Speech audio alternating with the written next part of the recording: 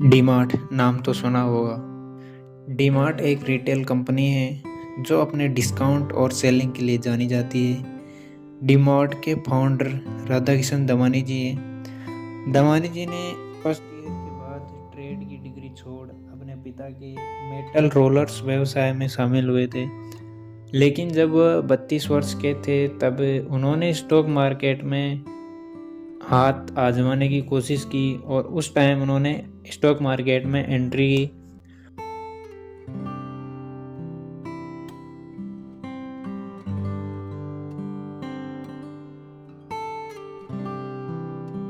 और उनकी जो बुद्धिमत्ता का उन्होंने इस्तेमाल किया है, तो 90 के दशक आते आते स्टॉक मार्केट में उन्होंने अपना दबदबा बनाया और 90 के दशक में वो जानी मानी हस्ती बन गए। उनके साथ में थे राकेश झुंझुनवाला। उनका मानना था कि वे दमानी जी को एक स्टॉक मार्केट गुरु के रूप में देखते हैं। वे एक अच्छे टीचर हैं जिन्होंने स्टॉक मार्केट की छोटी से बड़ी नॉलेज पूरी तरह से अपनी समझ से काम में ली है। दमानी जी ने स्टॉक मार्केट में अच्छा खासा प्रभुत्व होने के बाद भी जब उन्होंने डीमार्ट की शुरुआत करी थी तब उनके पास बहुत ही महंगे और वैल्यूएबल स्टॉक थे और उन स्टॉक की वैल्यू जिलेट और एचडीएफसी बैंक की टोटल वैल्यू से भी बहुत ज़्यादा थी। उन्होंने 15 मई 2002 को डीमार्ट की शुरुआत करी। डीमार्ट की शुरुआत महाराष्ट्र राज्य में केवल 2 स्टोर से शुरुआत की थी और दोनों स्टोर उनके खुद के थे, रेंट पर न होकर उनके खुद के थे। ज़्यादातर कंपनियां स्टोर रेंट पर लेती है जिनसे उनकी कॉस्ट कटिंग हो जाती है, लेकिन इनके पास खुद के स्टोर थे और आज इनका नेटवर्क 14 से अधिक राज्यों में 300 प्लस स्टोर तक फैल गया है, जिनमें से 80% से अधिक स्टोर इनके खुद के हैं। बाकी 15 से 20% स्टोर रेंट पर हैं। इन्होंने 2 स्ट्रेटजी को बहुत ही महत्वपूर्ण तरीके से यूज में लिया है। पहली है एवेन्यू सुपरमार्ट्स और दूसरी है रिटेल चेन मेथड। दोनों का तरीका इन्होंने बहुत अच्छे से आजमाया है इस डीमार्ट के अंदर। दूसरी बात, इनकी लोकेशन जो चूज करते हैं वो स्ट्रेटजी बहुत तगड़ी है। सिटी से बाहर सस्ती प्रॉपर्टी में इन्वेस्ट करते हैं, वहाँ अपना स्टोर ओपन करते हैं। जब वह स्टोर अच्छे से रन करने लगता है तो उसके प्रॉफिट से और उसके लोड को कम करने के लिए उस स्टोर के 5 किलोमीटर के अंदर दूसरा स्टोर ओपन करते हैं, जिससे स्टोर पर लोड नहीं पड़ता और पब्लिक बढ़ जाने से सेलिंग अच्छी होती है। जब स्टोर खाली से लगते हैं तो आदमी पूरे स्टोर में घूमता है और जो उसकी नीड होती है और नहीं भी होती है तो वो देखकर उसकी नीड बन जाती है और वो उसको खरीदता है किसी भी प्रोडक्ट को। इनकी स्ट्रेटजी लॉन्ग टर्म प्रॉफिट की है और इन्होंने अपना गुरु सैम वॉल्टन को माना है और सैम वॉल्टन की हर स्ट्रेटजी का इन्होंने बखूबी तरीके से डीमार्ट के अंदर यूज किया है। मैं एक बात बोलना चाहूँगा, अगर लोग आपको पसंद करते हैं तो वे आपकी बात सुनेंगे, लेकिन अगर वो आप पर भरोसा करेंगे तो वे आपके साथ व्यापार करेंगे।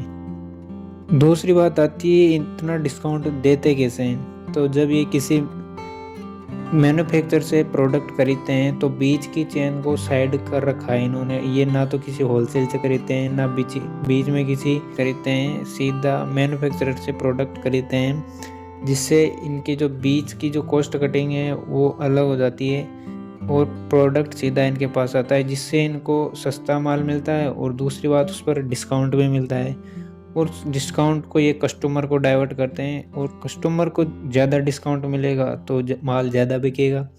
स्टोर में माल कम बचेगा तो फिर से इनको ख़रीदना पड़ेगा और फिर से डिस्काउंट और फिर वही डिस्काउंट कस्टमर को, तो डिस्काउंट पर डिस्काउंट मिलता है। तो जो प्रोडक्ट मार्केट में 149 का है वो इनके पास 99 में मिलेगा। एक प्रोडक्ट बढ़िया प्राइस पर मिलने पर कस्टमर दूसरा प्रोडक्ट भी खरीदने की कोशिश करता है। हो सकता है जहां वो 99 में एक प्रोडक्ट मिल रहा है उसको, तो वो एक और प्रोडक्ट उसके साथ में खरीदेगा। इनके डिस्काउंट देने का दूसरा रीज़न है कि शहर से प्रॉपर्टी लेते हैं दूर, तो वहाँ सस्ती प्रॉपर्टी मिलती है, तो वो जो कॉस्ट बचती है उसको प्रॉफिट में डाइवर्ट करके डिस्काउंट में दे देते हैं। प्रॉपर्टी रेंट बचता है तो उसको डिस्काउंट में देते हैं जो प्रॉपर्टी डेवलप हो रही है, जिस जगह पर इन्होंने प्रॉपर्टी खरीदी थी उस टाइम उसकी प्राइस कम होती है, लेकिन जब डी मार्ट ओपन होने के बाद में धीरे धीरे आसपास डेवलपमेंट होता है, उससे प्रॉपर्टी की वैल्यू बढ़ती है, और जो वैल्यू बढ़ती है वो उसका प्रॉफिट है वो डिस्काउंट में देते हैं। डायरेक्ट मैन्युफैक्चरर से प्रोडक्ट खरीदने से इनके जो बीच के जो चेन है वो जो कॉस्ट कटिंग होती है वो नहीं होती है, तो उसे भी प्रॉफिट बनता है इनका, उस प्रॉफिट को भी ये डिस्काउंट में कन्वर्ट करते हैं। और किसी कंपनी को अपना प्रोडक्ट पॉपुलर करवाना होता है तो स्लॉट बुक करना होता है उनको काउंटर के पास में मेन एंट्री पर, तो उससे जो इनको पैसा मिलता है या ये मान सकते हैं आपकी एडवर्टाइजमेंट वो होती है, उसके लिए इनको अलग से पैसा मिलता है, तो वो एक इनका रेवेन्यू सोर्स है, तो वो भी प्रॉफिट में आता है, और उसी प्रॉफिट को ये अपना प्रॉफिट और उसमें डिस्काउंट भी देते हैं, तो इससे से अधिक डिस्काउंट मिलता है कस्टमर को, तो कस्टमर ज़्यादा से ज़्यादा प्रोडक्ट खरीदता है। जेफ बेजोस ने एक बात कही है कि आपके सबसे नाखुश ग्राहक आपके सीखने का सबसे बड़ा स्रोत हैं, और बिजनेस फील्ड में एक बेस्ट मोटिवेशन ये है कि केवल आपके उत्पाद को बेहतर बनाने से बेहतर कुछ भी नहीं है।